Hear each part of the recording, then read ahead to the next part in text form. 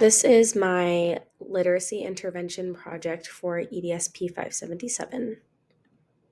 So an overview of this presentation, first we're going to talk about the students, then we'll talk about the selected intervention, and then a sample of the intervention, and then finally we'll review the assessment tool.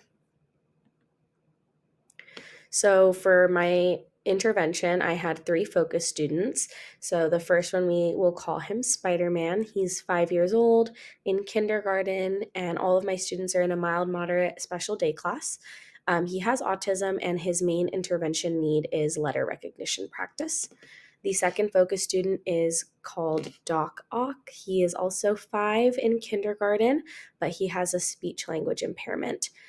His intervention that he is focusing on is letter recognition as well as letter sound correspondence. And then the final focus student is called Mary Jane, and she's a 6-year-old kindergartner. She has a physical disability, spina bifida, and a learning disability, and she also needs intervention in letter recognition.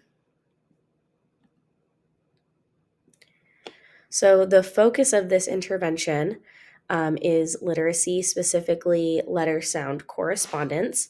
So all of my students will be focusing on being able to recognize capital letters and give their corresponding name.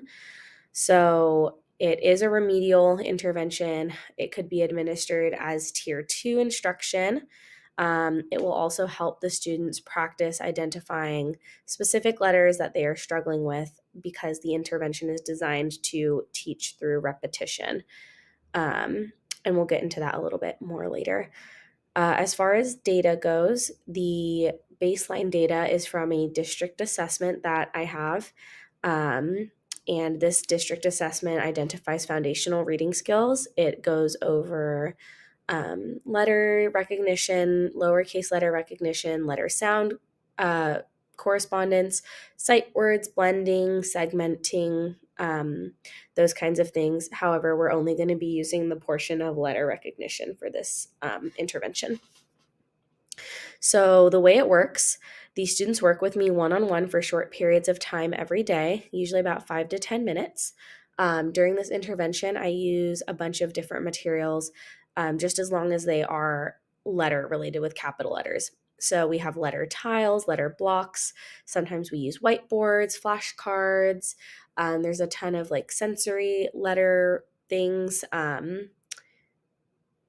Really just anything you have that's like a preferred material for the student, because the more preferred the material is, the more likely they're going to engage in the lesson. But yes, then you have the students practice identifying their letters when they're presented in a field of 3, and you ask them to receptively identify it. And then I have a video on the next few slides about how that looks in practice. This intervention follows the high leverage practice 12, which is systematically designing instruction toward a specific learning goal. So the specific learning goal is being able to name and identify all 26 capital letters, and the intervention is designed specifically to target that skill. As far as the teaching process, my lesson begins with explicit instruction, modeling, guided practice. Then I adjust support, and then independent practice, followed by informal assessment. So this is a sample overview of the intervention.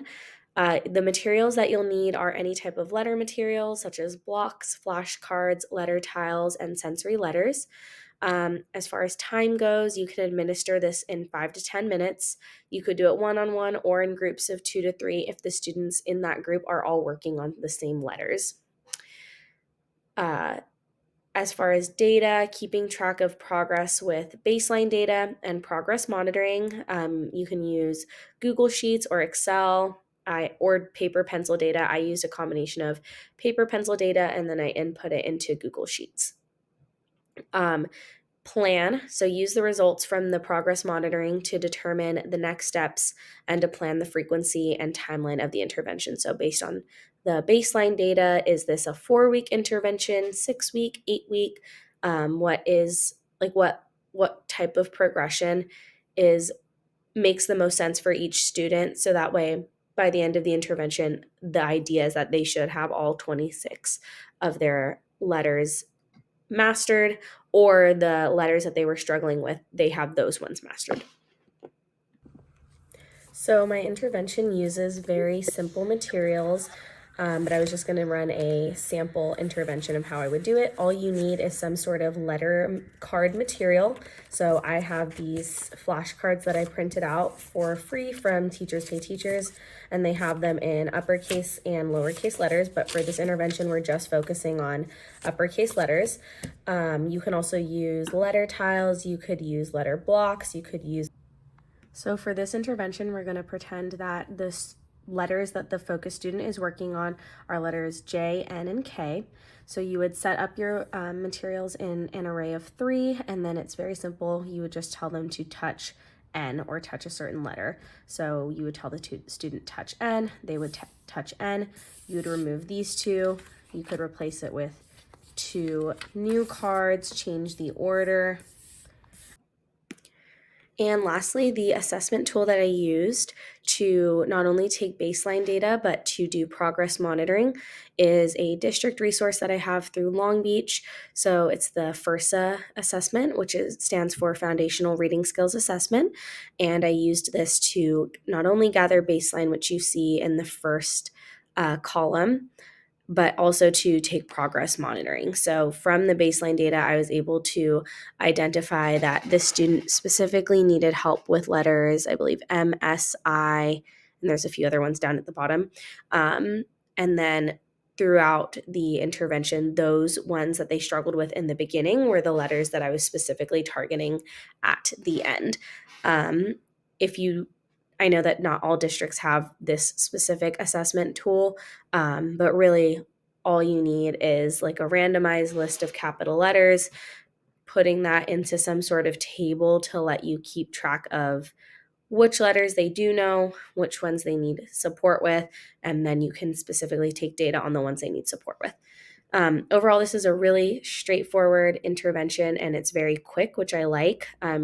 It focuses on repetitive teaching, multiple opportunities for practice, and then the student is getting feedback immediately, they're getting corrected immediately, and you could supplement this throughout the day by having them, if students are working on specific letters throughout the day, when you see them in the natural environment, you could encourage them to try to identify those on their own. And that is all for my intervention.